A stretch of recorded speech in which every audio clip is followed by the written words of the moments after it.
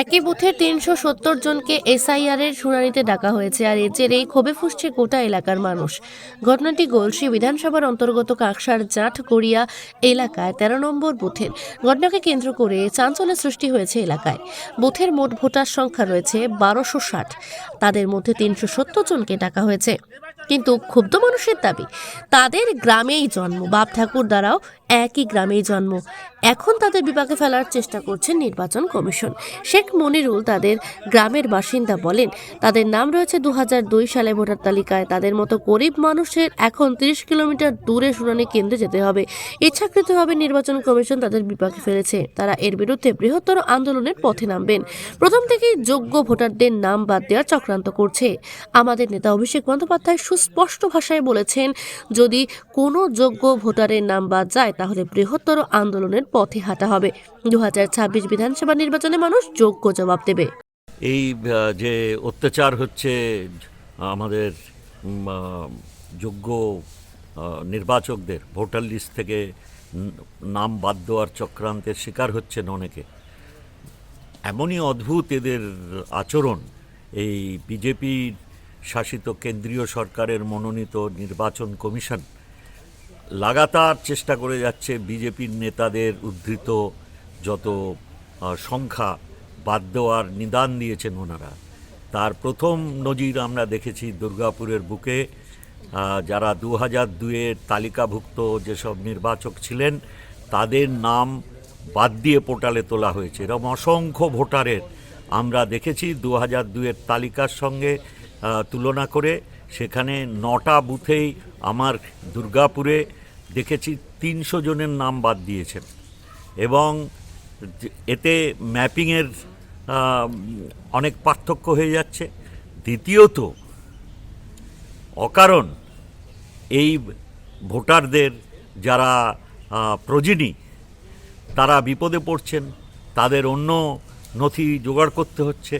এই সব নথি দেওয়ার পরেও যুক্তিহীনভাবে একটি ডিজিটাল ডিসক্রিপেন্সি বলে একটা নতুন সংজ্ঞা বার করে লক্ষ লক্ষ মানুষকে তারা হিয়ারিংয়ে ডাকছেন, ঘন্টার পর ঘন্টা দাঁড় করিয়ে রাখছেন, যাতে তারা বীতশ্রদ্ধ হয়ে তারা অনেকেই না হয় পরলোকে যাচ্ছেন, না হলে ফিরে যাচ্ছেন।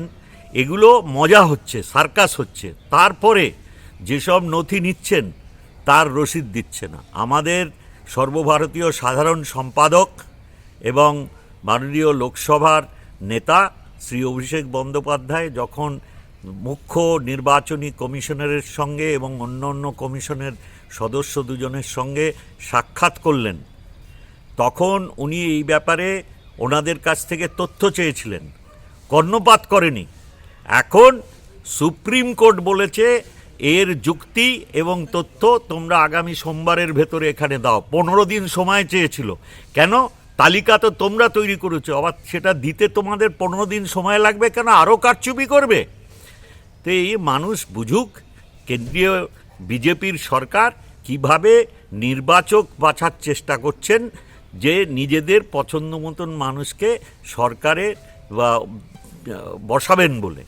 এইভাবে পেছনের দরজা দিয়ে বাংলার মানুষকে ঠকিয়ে এখানে স্বার্থ কায়েম করতে পারবে না বিজেপি। সাধারণ যারা যোগ্য ভোটার তাদের সঙ্গে আমাদের দলের নেত্রী, আমাদের দলের নেতা বলে দিয়েছেন সুস্পষ্ট ভাষায়, কোনো যোগ্য ভোটারের নাম আমরা বাদ দিতে দেবো না।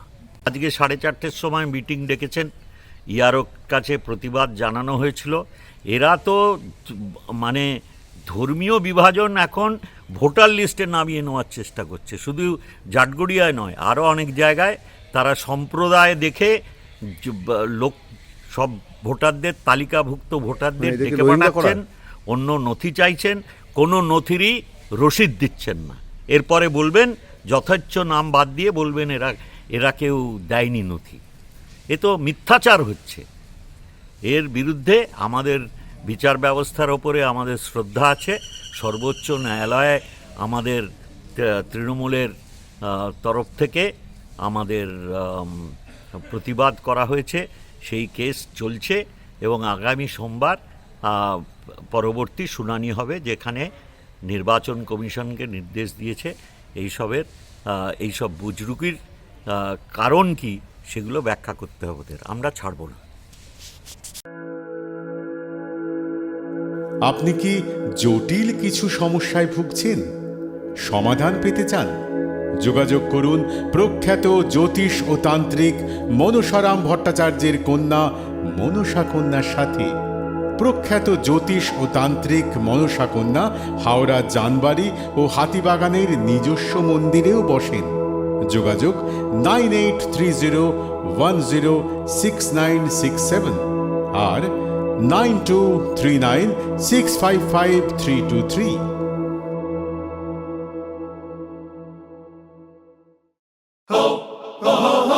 পুজো মানে জমকালো লাইন, Dropbox লোফালুফি আইন, পেপারের ক্যাটালগে আঁকা, বাঙালির ইমোশনে মাখা।